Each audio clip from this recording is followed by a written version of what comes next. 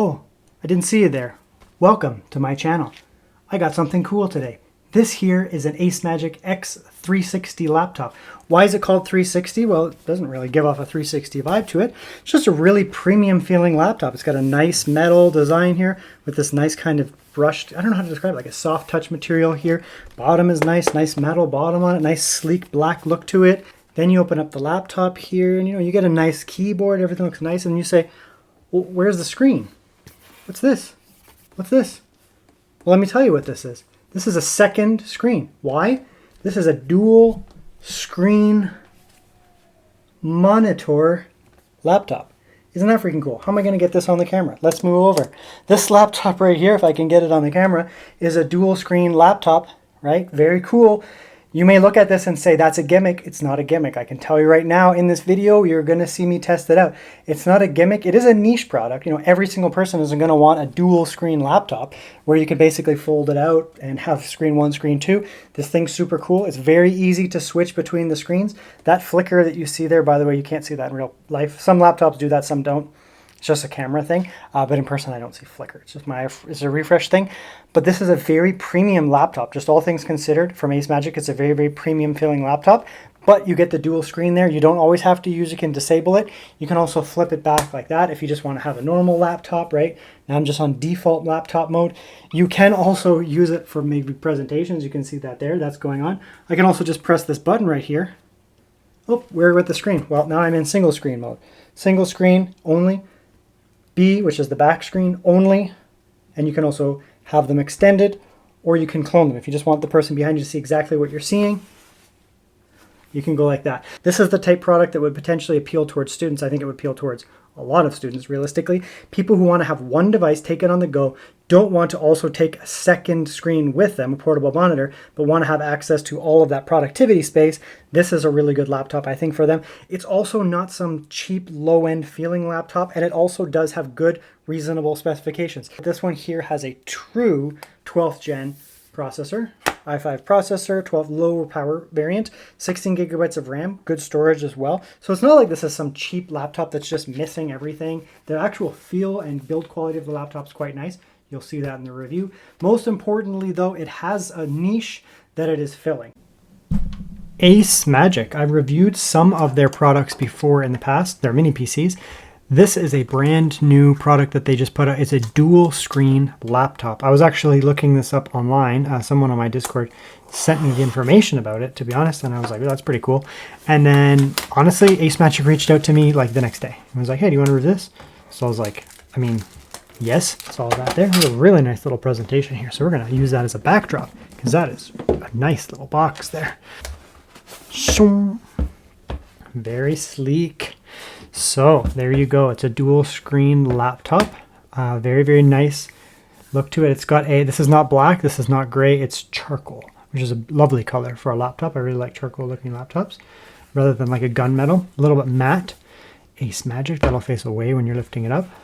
See that there? Very kind of nice soft touch material there. On the bottom, same idea. Metal bottom, very obviously metal bottom. Dual fan, I can see that right off the bat. This is not a cheap laptop by any means. It actually looks pretty premium. And then rubber feet to raise it up. Exhaust out the back, so you're going to get dual fan intake, exhaust out the back. Looks pretty sleek. You can see there's a hinge here, spoiler. There's another, this is an extra screen. 2 USB-Cs down there, very nice. That one looks like it has a display symbol, and that one has a power symbol. So you can use either or, but I mean, that'll give you some extra display out. Display out, so you can hook up another screen if need be, and then a USB-A. So very nice there. Looks like the speakers are firing out there and there, so they're firing out the sides rather than down. Very nice. Check the weight. It's not going to be super light.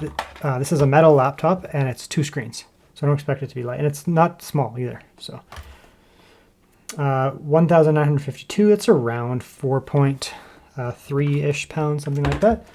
Inside is a nice black kind of gunmetal as well. Something that says, stay hungry, stay foolish.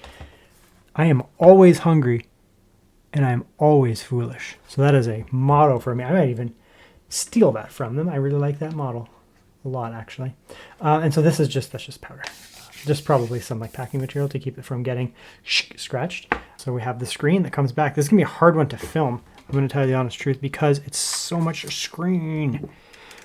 You can see that there. That's the appeal of the laptop. So you have a second screen, monitor 1, monitor 2, or probably monitor 1, monitor 2. Obviously, they're the same setup there.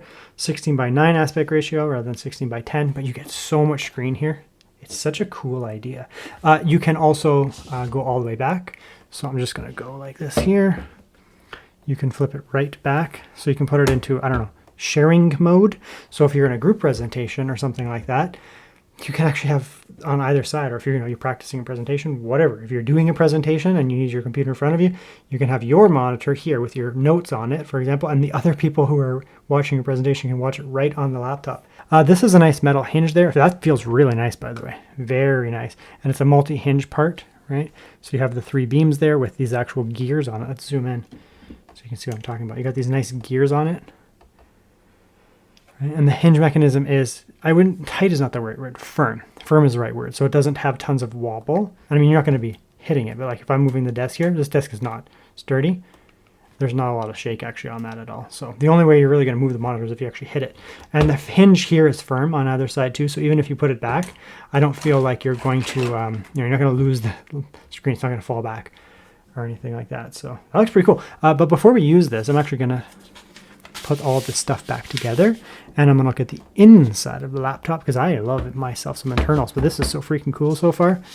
Let's go like that and we'll look inside. Okay, so far very easy to get into. Phillips head screws, just some little ones there. You take them all out. I used a little pick thing here, just basically went like that, and that came off. I don't think there's going to be any hidden ones because it has screws along the back. So just work your way along gently, take your time. Okay, there actually is some infrastructure on the bottom of this laptop, which isn't normal, but let's see what we have here. What is that?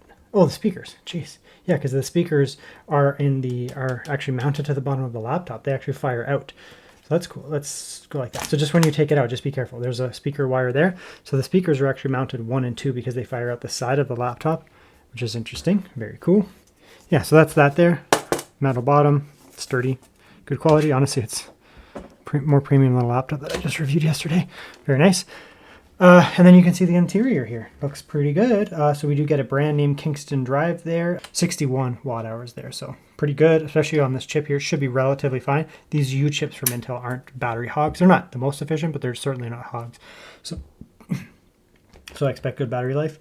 We actually have 2 NVMe slots. That's not common these days to get 2 NVMe's. That's actually really awesome. So like as a daily driver to get 2 NVMe's, that's huge. RAM is soldered to the motherboard, but it's 16 gigabytes. So as a general productivity machine, yeah, like it's going to be fine. If you're doing heavy video editing on something, I usually recommend going for 32. That's just what it is, but 16 should be fine in this case, to be honest. Wi-Fi here is upgradable. You can just take it out, put a new one in. 2 heat pipes, which is pretty good actually for this chip here. It's an i7, but it's not a high wattage i7. So you get 1 heat pipe, 2 heat pipe, two separate fans. Interesting fan design. It's kind of neat. Yeah, looks pretty darn good inside, realistically. Not bad.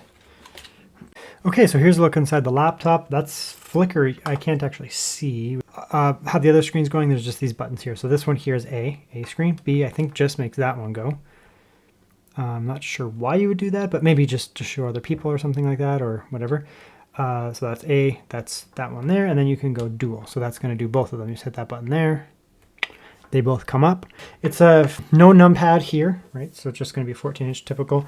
Not too much, a little bit of space on the side there, so you get just a standard size keyboard. They're actually like pretty tall keycaps there. You can see that there. It's hard to show on camera sometimes, but they do set up pretty high.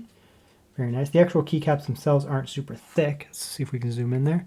Not a super thick keycap, but they're actually raised up really high.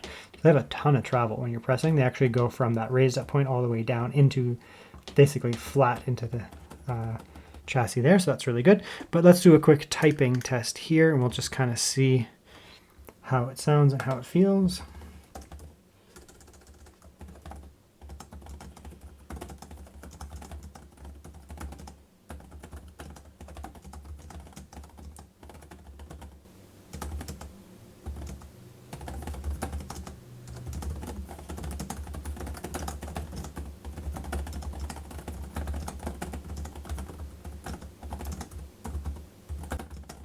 It's a really nice keyboard actually. It's very snappy.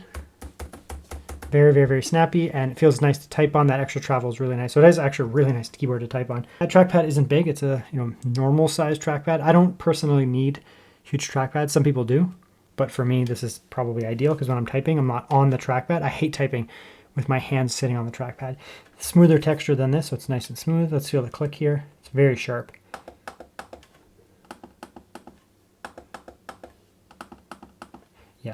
I love sharp trackpads. Some people might find them irritating, but I really enjoy sharp trackpads. So that's actually really nice to type on there. Okay, let's have a look at the screens here. Okay, a little bit of lighting there. We'll just basically do a little bit of a comparison. In theory, they'll be the same screen, I guess. And then after that, we can kind of just look at one of them.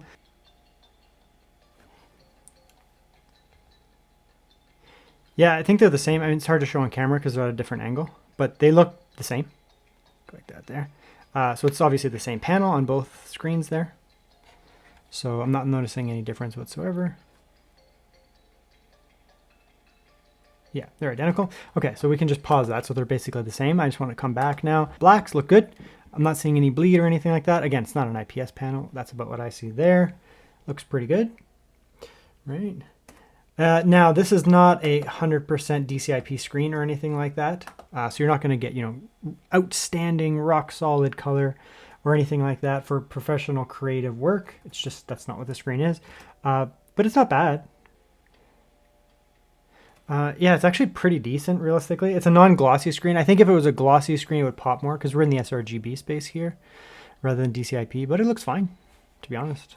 Again, it's not a selling feature of the laptop that it has like a creator level screen, but it looks pretty good. Yeah, I'm not really, yeah,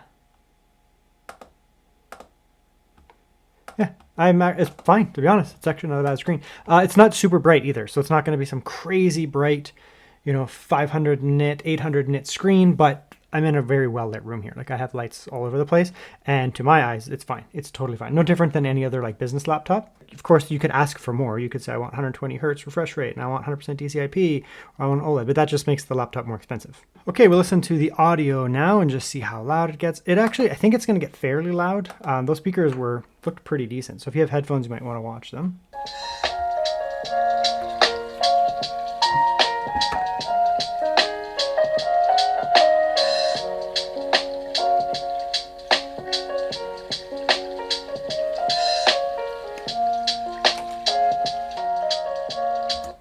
Honestly, pretty good. Not bad. I'm just trying to think what I would compare them to.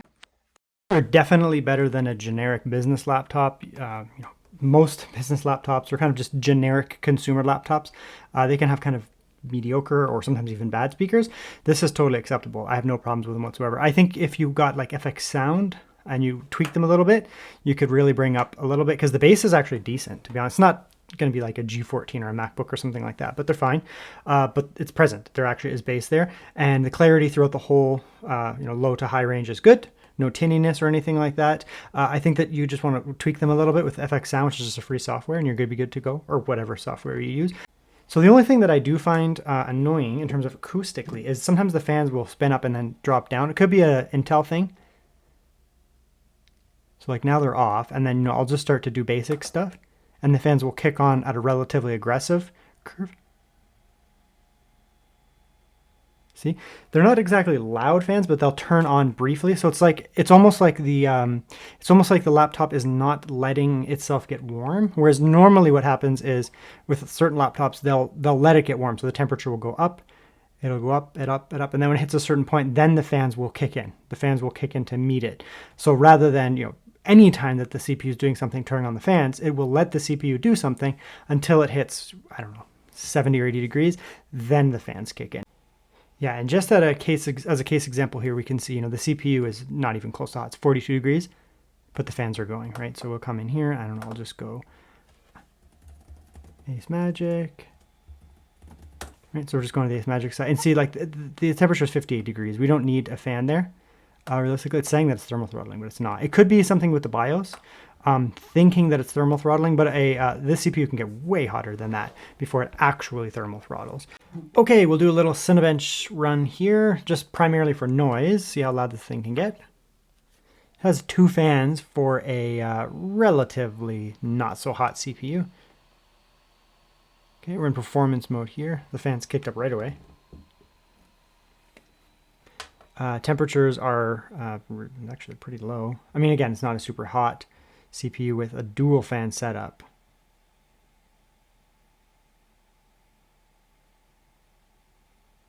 Yeah, it's pretty quiet. I mean, you're looking at a relatively low wattage Intel chip that also is running at about 15 watts static over here, so it's not going to be super loud or anything like that. You know, the fans are on, but they're not irritating or anything like that. And looking at some benchmarks here, we'll look at the Cinebench score. It's certainly nothing special here, but we're getting about 4,000 on Cinebench, which is not bad considering this is a pretty low wattage offering of this i7-1255U. So you're going to get pretty good performance here. You're going to be able to do video editing, all your standard stuff on it, no problems whatsoever. And then here the SSD, internal Gen 3, just like advertised, upper end Gen 3, no problem there, that Kingston drive. USB-C is going to run relatively fast here, that 10 gigabit port, reading around 657, writing around 1,000 megabytes a second, so totally fine there as well. Around 600 or so on upload download, depending on what the day of the week, basically, with my Wi-Fi. So realistically, that's nice fast Wi-Fi we were getting there out of the system. Battery life on one screen here, just hanging out at about 8.5 watts, not terrible. We'll get about 6 to 7 hours of battery life just hanging out with one at full brightness. Then I kicked on the second screen, so with 2 screens on, we actually went up a little bit, 10.41 watts or so on average. That's still going to give us around probably about 5 hours or so of just hanging out with 2 screens going on. And then I did do some YouTube as well with both screens open, left and right. And in this case here, we were up to 13.32, so a fairly heavy workload. That'll probably give you around 3.5 to 4 hours. So mixed use tasks, you know, YouTube going, lots of stuff going on with both screens. Probably you're looking at about 4 hours or so, maybe 5. Not bad. Doing word processing, potentially a little bit more because you're not going to be killing the battery too fast. So pretty good, pretty respectable battery life, even with both screens going at one time. Okay, here's a look at the webcam. Not the best lighting actually in this room. It's pretty dark. It looks to be doing a decent enough job brightening me up. There's a little bit more dark than on some webcams that will actually sometimes overemphasize, like really brighten it. This one actually seems to be more true, actually. Is realistically is just presenting what the room actually looks like, which is nice. And the polling rate is fine, probably 30 FPS, you know, not crazy or anything like that, but it's actually kind of nice for a change that it's not just blowing up my face, making everything super, super bright, washing it out. It kind of just presents it as it is. So, I mean, if you increase the lighting, you're going to get exactly what you're looking for. So actually, I mean, kind of nice for like streaming purposes in a case that, you know, if you actually want to have somewhat dramatic lighting, you can get that rather than often the webcam's just massively over brightening everything so that your face is, you know, uniformly visible. So it's kind of cool actually. Alrighty, it's been a few days, maybe 2 or 3. And I've been messing around with the laptop, just testing it out, doing different things with it. What do I think of it? Well, it's a great idea. I mean, you may look at this and think, well, that's kind of dumb. Why would you want 2 screens? I mean, because people buy portable screens all the time. Then you have to take them with you, hook them up. They're a pain in the butt. This is actually a great idea, like legitimately, actually a great idea. You get 2 screens in one, right? That flicker, by the way, you can't see. It's just the refresh thing. Some laptops just show up on camera like that. It is what it is. But anyway, so you get 2 screens here, literally. Like, you know, if you don't want it, right, you can. It's easy to pack up. You just close that up. There's still a bit of that powder. I like that it just prevents damage. Close it up. You get a full package there. You know, you open it up there. You get the 2 screens. We're in dual screen mode right now. Once Windows wakes up. So that's fine. You can obviously just disable one of them. If you don't want that, like if that's in the way, you know, you can just put it behind. Just go like that and then just disable and it's just gone. Now you just have a normal laptop, right? Like it's not like it's in any way burden, like a burden, right? It's not like you're like, well, I have 2 screens, but there is no but. Like, I guess the but is like it uses more battery, I guess, like very minimal more battery, and it slightly increases the weight because you have a second screen. But if you're going to be carrying a second screen with you anyways, then you're going to be carrying a second screen with you anyways. Here, I have a laptop, right? Like I have a full laptop thing going on. Technically, if I want someone behind to be able to see something, I can leave that on, move it over, you know, put a presentation or something. I could have my slides on here with the presentation mode. They get the back side, which just has the actual presentation itself. Whatever, you can figure it out. There's things you can do with it. I mean, again, it's not some behemoth laptop in terms of specifications, right? It's basically what you would want as like a daily driver kind of work machine, right? I would have actually probably considered this when I was in university. These things didn't exist like this a long time ago, but just imagine like if I went to the libraries, I mean, there really wasn't even portable screens back then. In my later grad years, there was portable screens, and it's just a pain to hook up a portable screen, have it somewhere. I've talked about those screens that attach to a laptop. I've done reviews on them. They have the dual screens or the single screens. They attach to the screen. And I like them because then you don't have footprint down here, right? Like I don't need to set this screen on a desk. So if I have a small desk, say like a Starbucks or something, which have those tiny little desks, you don't have room to put a second screen down. So the having, no footprint under here is actually really important. The difference with those is that's a huge heavy screen thing you need to hook on. This is part of the laptop. This hinge mechanism feels great, robust. It's nice. There's no wobbly. It's not falling over or anything like that. Like if I'm actually typing, right? Like it's not a wobbly screen. There's no wobble here. It's fantastic. So, I mean, it's going to be a niche product, right? This is not going to be for everybody. But here's the thing. Every product doesn't need to be for everybody. Like there's this weird thing where it's like, yeah, but it's okay. It's all right. You'll live. It's okay for a product to appeal towards certain people, but not everybody, right? This is not a gaming machine, right? Gaming machines appeal towards people who might want to be playing gaming or need that power, but they also don't appeal towards people who want, really long battery life. This laptop here has reasonably good performance. It's not a powerhouse, but it has reasonably good performance. Battery life seemed to be okay. The build quality is actually very high, like quite high. ACEMAGIC obviously didn't skimp out. It's not a cheap feeling laptop by any means. It actually feels quite nice overall. And then on top of that, you get 2 screens built in. So I think it's a great product, realistically. The price on it is actually also not outrageous. I mean, it's the same price as like a laptop, like a normal laptop, but then you get a second screen.